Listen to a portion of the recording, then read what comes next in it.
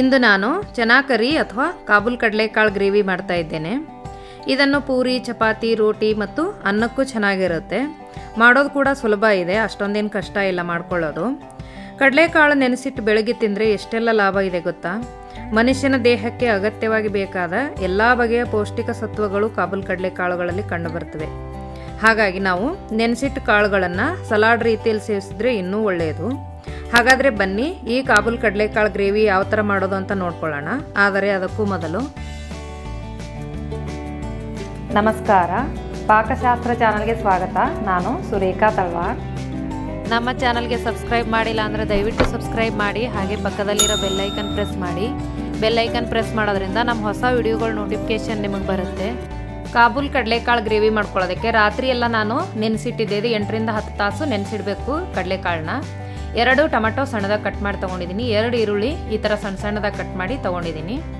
ಲವಂಗ, ಮೆಣಸುಕಾಳು, 1 ಏಲಕ್ಕಿ, ಸ್ವಲ್ಪ ಚಕ್ಕೆ, ಸ್ವಲ್ಪ ಜೀರಿಗೆ ತೊಗೊಂಡಿದ್ದೀನಿ. ಧನಿಯಾ ಪುಡಿ 1 ಟೇಬಲ್ ಸ್ಪೂನಷ್ಟು ತೊಗೊಂಡಿದ್ದೀನಿ. ಕೊತ್ತಂಬರಿ ಸೊಪ್ಪು ಸ್ವಲ್ಪ ತೊಗೊಂಡಿದ್ದೀನಿ. 2 ಟೇಬಲ್ ಸ್ಪೂನಷ್ಟು ಕುಕ್ಕಿಂಗ್ ಆಯಿಲು. ಅಚ್ಚ ಖಾರದ ಪುಡಿ ನಿಮ್ಗೆ ಖಾರಕ್ಕೆ ಬೇಕಾಗುವಷ್ಟು ಬಳಸ್ಕೋಬಹುದು. ಅರಿಶಿನ ಪುಡಿ ಸ್ವಲ್ಪ, 1 ಟೇಬಲ್ ಸ್ಪೂನಷ್ಟು ಶುಂಠಿ ಬೆಳ್ಳುಳ್ಳಿ ಪೇಸ್ಟ್ ತೊಗೊಂಡಿದ್ದೀನಿ. ಮತ್ತು 1 ಆಲೂಗಡ್ಡೆ ತೊಗೊಂಡಿದ್ದೀನಿ. ಜೀರಿಗೆ ಪುಡಿ ಮತ್ತು ಇದು ಗರಂ ಮಸಾಲ ಅರ್ಧ ಟೇಬಲ್ ಸ್ಪೂನಷ್ಟು, ರುಚಿಗೆ ತಕ್ಕಷ್ಟು ಉಪ್ಪು. ನೋಡಿ, ಮೊದಲಿಗೆ ನಾನು ಈ ಆಲೂಗಡ್ಡೆ ಮೇಲಿರೋ ಸಿಪ್ಪೆನೆಲ್ಲ ತೆಗಿತಾ ಇದ್ದೀನಿ. ಇದು ಡೈರೆಕ್ಟಾಗಿ ಬೇಯಿಸೋದಕ್ಕಿಂತ ಈ ಥರ ಸಿಪ್ಪೆ ತೆಗೆದು ಬೇಯಿಸಿದ್ರೆ ಒಳ್ಳೆಯದು. ನೋಡಿ, ನೆನೆಸಿಟ್ಟಿರೋ ಕಾಳನ್ನ ನಾನೀಗ ಒಂದು ಕುಕ್ಕರಲ್ಲಿ ಈ ಆಲೂಗಡ್ಡೆ ಕೂಡ ಹಾಕಿಬಿಟ್ಟು ನಾನು ಬೇಯಿಸ್ತಾ ಇದ್ದೀನಿ. ಇದು 4 ರಿಂದ 5 ವಿಜಿಲ್ ಬರೋವರೆಗೂ ಬೇಯಿಸ್ಕೋಬೇಕು. ಆ ಬೇಯೋವರೆಗೂ ಒಂದು ಮಸಾಲ ರೆಡಿ ಮಾಡ್ಕೊಳ್ಳೋಣ. ನೋಡಿ, ಇದಕ್ಕೆ ಅಚ್ಚ ಖಾರದ ಪುಡಿ, ಅರಿಶಿನ ಪುಡಿ, ಗರಂ ಮಸಾಲ ಮತ್ತು ಇದು ಜೀರಿಗೆ ಪುಡಿ, ಧನಿಯಾ ಪುಡಿ 1 ಟೇಬಲ್ ಸ್ಪೂನಷ್ಟು, ರುಚಿಗೆ ತಕ್ಕಷ್ಟು ಉಪ್ಪು.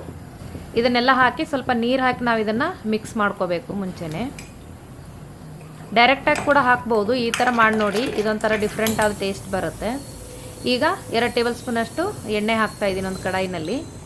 ಈಗ ನಾನು ಲವಂಗ, ಮೆಣಸು, ಚಕ್ಕೆ, 1 ಏಲಕ್ಕಿ, ಸ್ವಲ್ಪ ಜೀರಿಗೆನ ಹಾಕ್ತಾಯಿದ್ದೀನಿ. 1 ಬಿರಿಯಾನಿ ಎಲೆ ಹಾಕ್ತಾಯಿದ್ದೀನಿ. 2 ಈರುಳ್ಳಿನ ನಾನು ಸಣ್ಣದಾಗಿ ಕಟ್ ಮಾಡಿ ತೊಗೊಂಡಿದ್ದೆ, ಅದನ್ನು ಹಾಕ್ತಾಯಿದ್ದೀನಿ. ಇದು ನೀರಿನಂಶ ಹೋಗೋವರೆಗೂ ಚೆನ್ನಾಗಿ ಇದನ್ನು ಫ್ರೈ ಮಾಡ್ಕೋಬೇಕು. ಇದು ಫ್ರೈ ಆಗಿದೆ. ಈಗ ನಾನು ಶುಂಠಿ ಬೆಳ್ಳುಳ್ಳಿ ಪೇಸ್ಟ್ನ ಹಾಕ್ತಾಯಿದ್ದೀನಿ. ಇದು ಕೂಡ ಒಂದು 20 ಸೆಕೆಂಡು ಇದನ್ನು ಫ್ರೈ ಆದಮೇಲೆ ನಾವು ಈ ಮಸಾಲೆನ ಹಾಕೋಬೇಕು. ನೋಡಿ, ಈ ಮಸಾಲೆ ಎಲ್ಲ ಹಾಕಿಬಿಟ್ಟು ಒಂದು 2 ನಿಮಿಷ ಈ ಮಸಾಲೆನ ನಾವು ಫ್ರೈ ಮಾಡ್ಕೋಬೇಕು. ನಾನು ಇದಕ್ಕೆ ಸ್ವಲ್ಪ ನೀರು ಹಾಕಿಬಿಟ್ಟು ಫ್ರೈ ಮಾಡ್ತಾಯಿದ್ದೀನಿ. ಈ ನೀರು ಹಿಂಗಿ ಎಲ್ಲ ಎಣ್ಣೆ ಬಿಟ್ಕೊಳ್ಳೋವರೆಗೂ ಇದನ್ನು ನಾವು ಫ್ರೈ ಮಾಡ್ಕೋಬೇಕು. ಮಸಾಲೆ ಎಷ್ಟು ಚೆನ್ನಾಗಿ ಫ್ರೈ ಮಾಡ್ತೀವೋ ಅಷ್ಟು ಚೆನ್ನಾಗಾಗುತ್ತೆ. 2 ನಿಮಿಷ ಆದಮೇಲೆ ನಾನೀಗ ಟೊಮೆಟೊ ಹಾಕಿದ್ದೀನಿ. ಟೊಮೆಟೊ ಹಾಕಿದ್ಮೇಲೆ ಮೇಲೆ ಮುಚ್ಚಿ ಟೊಮೆಟೊ ಎಲ್ಲ ಮೆತ್ತಗಾಗೋವರೆಗೂ ಬೇಯಿಸ್ಕೋಬೇಕು. ನೋಡಿ, ಇಲ್ಲೀಗ ಆಲೂಗಡ್ಡೆ ಮತ್ತು ಕಡಲೆಕಾಳು ಚೆನ್ನಾಗಿ ಬೆಂದಿದೆ. ನೋಡಿ, ಕಡಲೆಕಾಳು ಈ ಥರ ಸಾಫ್ಟ್ ಆಗೋವರೆಗೂ ನಾವು ಇದನ್ನು ಬೇಯಿಸ್ಕೋಬೇಕು. ಆಲೂಗಡ್ಡೆ ಮಾತ್ರ ನಾವು ಸ್ಮ್ಯಾಶ್ ಮಾಡ್ಕೋಬೇಕು, ಕಡಲೆಕಾಳನ್ನು ಬೇಡ. ಹಾಗೆ ಡೈರೆಕ್ಟಾಗಿ ನಾವು ಹಾಕ್ಬೋದು ಕಡಲೆಕಾಳು. ನೋಡಿ, ಈಗ ಟೊಮೆಟೊ ಕೂಡ ಚೆನ್ನಾಗಿ ಬೆಂದಿದೆ. 2 ರಿಂದ 3 ನಿಮಿಷ ಟೊಮೆಟೊ ಹಾಕಿದ್ಮೇಲೆ ಬೇಯಿಸಿದ್ದೀನಿ ನಾನು. ಸೈಡಲ್ಲೆಲ್ಲ ಎಣ್ಣೆ ಬಿಟ್ಕೋಬೇಕು, ಅಲ್ಲಿವರೆಗೂ ಚೆನ್ನಾಗಿ ನಾವು ಮಸಾಲೆನ ಫ್ರೈ ಮಾಡ್ಕೋಬೇಕು. ಈಗ ಬೇಯಿಸಿರೋ ಕಡಲೆಕಾಳು ಹಾಕಿದ್ದೀನಿ. ಈಗ ಆಲೂಗಡ್ಡೆನ ಹಾಕ್ತಾಯಿದ್ದೀನಿ. ನೋಡಿ, ಇದನ್ನೆಲ್ಲ ಚೆನ್ನಾಗಿ ಮಿಕ್ಸ್ ಮಾಡಿ ಆಮೇಲೆ ಸ್ವಲ್ಪ ನಾವು ನೀರು ಹಾಕೋಬೇಕು. ಇದಕ್ಕೆ ನೀರು ಹಾಕಿ ಒಂದು 2 ನಿಮಿಷ ನಾವು ಇದನ್ನು ಕಡಿಮೆ ಉರಿಯಲ್ಲಿ ಇಟ್ಕೊಂಡು ಚೆನ್ನಾಗಿ ಇದನ್ನು ಕುದಿಸ್ಕೋಬೇಕು. ನೋಡಿ, 2 ನಿಮಿಷ ಆಯ್ತು. ಈಗ ನಾನೀಗ ಕೊತ್ತಂಬರಿ ಸೊಪ್ಪು ಹಾಕ್ತಾಯಿದ್ದೀನಿ. ನೋಡಿ, ಎಷ್ಟು ಈಸಿಯಾಗಿ ಮಾಡ್ಕೋಬೋದು. ಟೇಸ್ಟ್ ತುಂಬ ಚೆನ್ನಾಗಾಗುತ್ತೆ. ನೋಡಿ, ಸೂಪರಾಗಿ ಬಂದಿದೆ.